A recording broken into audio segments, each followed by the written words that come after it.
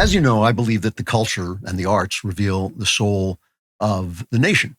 And as I've said repeatedly, this is a watershed moment. This is something that you will not see again, maybe even in your lifetime. Certainly we won't see it in my lifetime because it's about, I don't know, about 20, 30 minutes.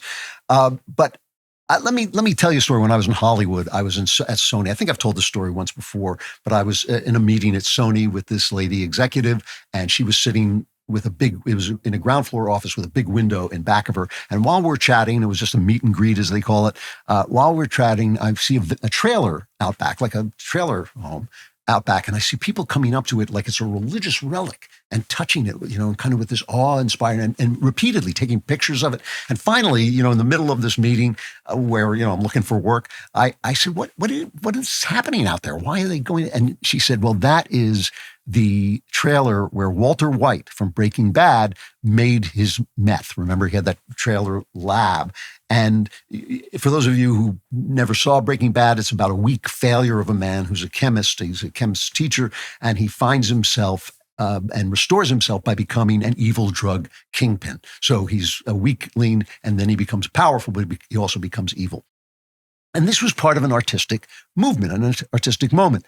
I'm always, for my sins, I'm always about 5 years ahead of the time, as it's always true of my entire career, which is, why I have to stand out in the street with my hat open saying, please give me money, because it's always before the public catches up with it. But in the 90s, I was writing anti-heroes. So I wrote true crime about a terrible guy who actually is the only guy who can solve the crime because he's not listening to political correctness, because I understood that a world that was wrapped in lies was going to need a basically bad guy. I invented Donald Trump essentially in a lab myself, but in true crime, where I said it's going to take a bad guy to see the truth if being nice means accepting lies. And so I had all these anti-heroes, and I realized that manhood was being outlawed by feminism, so only outlaws would be men, right? And so then one day I'm watching television in the 2000s, and I see the show The Shield, and I turned to my wife and I said, oh, now the idea has caught up and it's going to be on TV. And it was, there was The Shield, there was The Sopranos, there was Breaking Bad,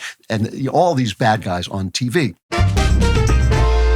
I used to toss and turn at night and then wake up with a sore back. Now I toss and turn at night, but I wake up feeling great because I use a Helix mattress. Those of you weaklings who need to sleep will miss it because it's so comfortable, you'll just fall right asleep. But those of us who stay awake all night can appreciate just how comfortable this thing is. It also does terrific with temperature regulation, which is a big deal for me. It eases some of those annoying middle of the night wake ups. Plus, it's easy to connect to other wearable devices so you can actually see the data to back up your sleep improvements. What makes Helix different is that they don't just sell you a random mattress. They actually match you with the perfect one for your body and sleep style. Whether you're a side sleeper, back sleeper, or like me, a non-sleeper, they have got you covered. And trust me, when you find the right match, you will wonder how you ever slept on anything else. Right now is actually the perfect time to upgrade your sleep because Helix is offering a fantastic President's Day sale. And this exclusive offer for my listeners is even better than you will find if you just visit their main website. Go to helixsleep.com/Klavan to get 27% off site-wide. That's helixsleep.com/Klavan for 27% off site-wide.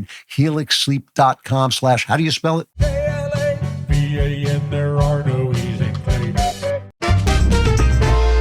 And so now, again, being a few years ahead of the time, I started writing the Cameron Winter mysteries, which are about a man who has been, he feels, a bad guy, an anti-hero, and wants to become a hero. And that's his journey through this series of books because it's a transition.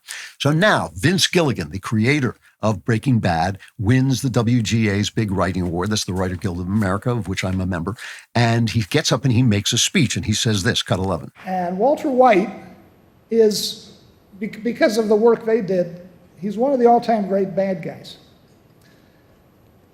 But all things being equal, I think I'd rather be celebrated for creating someone a bit more inspiring. In 2025, it's time to say that out loud, because we are living in an era where bad guys, the real-life kind, are running amok.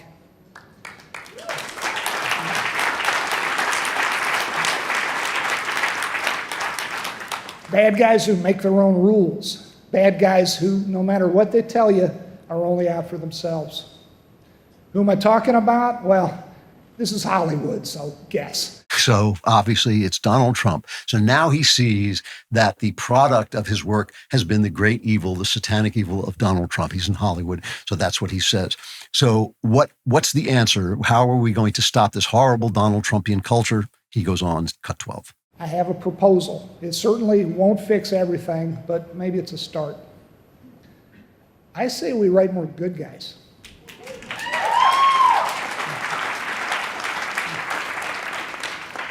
For decades, we've made the villains too sexy. I really think that. When we create characters as indelible as Michael Corleone, or Hannibal Lecter, or Darth Vader, or Tony Soprano, viewers everywhere, all around the world, they pay attention. They say, man, those dudes are badass. I want to be that cool.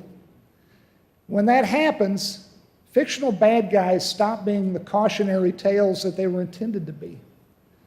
God help us, they become aspirational.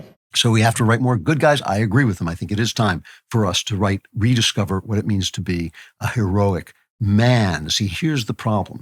There are plenty of shows about heroic firemen. They're on the networks all the time. Heroic FBI agents, heroic cops. They're on all the networks, but they're not creative and insightful, and they don't delve into the culture, at the heart of the culture, like shows like Breaking Bad did, right? These are shows that would not have gotten on TV if there hadn't been so many channels and they needed, offbeat content to fill their channels. That's why they got on. There are plenty of good guy stories on TV, but nobody cares about them culturally. The critics don't care about them culturally.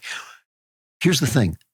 I've talked to a lot of people about Breaking Bad in Hollywood, and they all say the same thing. Well, he becomes a bad guy to save his family, to support his family. That's a lie. He becomes a bad guy because he's not a man, and he needs to become a man. On the first episode, his wife gives him a hand job as a birthday present. That is not a man. That is not a guy who's in charge of his life. He becomes a man by becoming a meth gangster. That is how he becomes a man. And he says, now I'm the guy they're afraid of. I'm the one who knocks on the door. But no one in Hollywood ever wanted to admit the show was about manhood. You need to understand. I have to hear one more time that you did this for the family. I did it for me.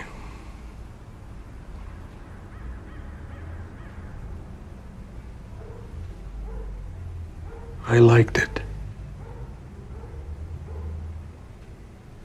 I was good at it.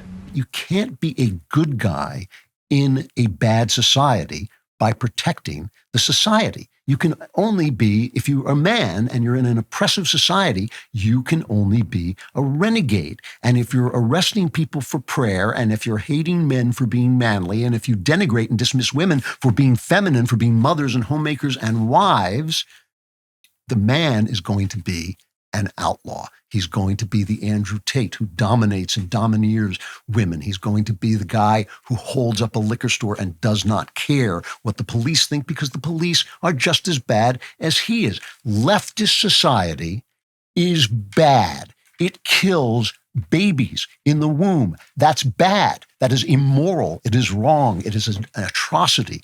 It hates women because why? Because women don't hold to the values of male culture. They are the other half of the culture. And that is something that only a free society can decide to respect and elevate.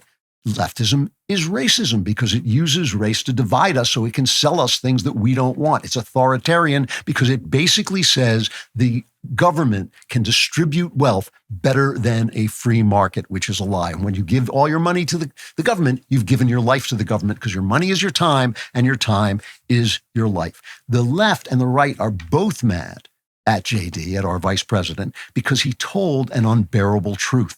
A culture that denigrates the work of womanhood, that kills babies in the womb, that silences speech, that outlaws prayer, is a bad society, not a good one, and no good man can stand up in defense of it, even if he's putting out the fires that burn down your rich little houses. I've always told you the future is male. It goes where the young men go. That's just a truth of life. It's a truth of life because the young men, if you have a little boy and you have a little girl, the one who's going to jump off a cliff is the little boy almost every time. And whenever I say that, there always somebody says, oh, my little girl is this, or I don't care. taken as a whole, the one who is going to build a chute that takes his skateboard to the moon and come home in a cast is the little boy. That's how you get to the future. You've got to be Elon Musk, a little nuts, to send a rocket to Mars. Right now, men are coming back. You want to talk about tomorrow's news today? This hasn't really reached the headlines yet. It hasn't even appeared in the statistics yet. I will put my money on it. They're coming back to church. They're coming back to marriage. Not enough to get reported on yet. The numbers will catch up with me, but they're coming back to the idea of manhood and the idea of heroism and nobility and self-restraint. It is happening as I'm sitting here talking to you, even if people are not talking about it, even if it's not showing up on the numbers. The culture has got to come with them. And the arts should show them the way, should show them what it means, because it's complicated. It's complicated to be a man, and it depends on women being women, because men and women are one flesh. It depends on women accepting the generosity and sacrifice and virtue of being womanly in order for men to take on the nobility and courage and sacrifice of being manly. Good men can't fight for bad cultures. If the culture does not come with this movement, Trump is part of this movement, but he only represents it. There's always, when a big new idea comes, like when a new form of acting comes to the arts, there's Marlon Brando who represents it. When new art comes to painting, there's Picasso who represents it. But those guys only represent a movement that is coming. This movement is coming, and Trump represents it, but the movement is coming. It's like a wave. It's coming organically. It includes worship of God. It includes the return to manhood. It includes the return to femininity. And it is coming, and the culture better come with it. The politics better come with it. And if it does, good men will fight for it. And if it doesn't, bad men will tear this culture down. For more great content, like and subscribe. And for even more great content, subscribe to The Andrew Klavan Show wherever you get your podcasts.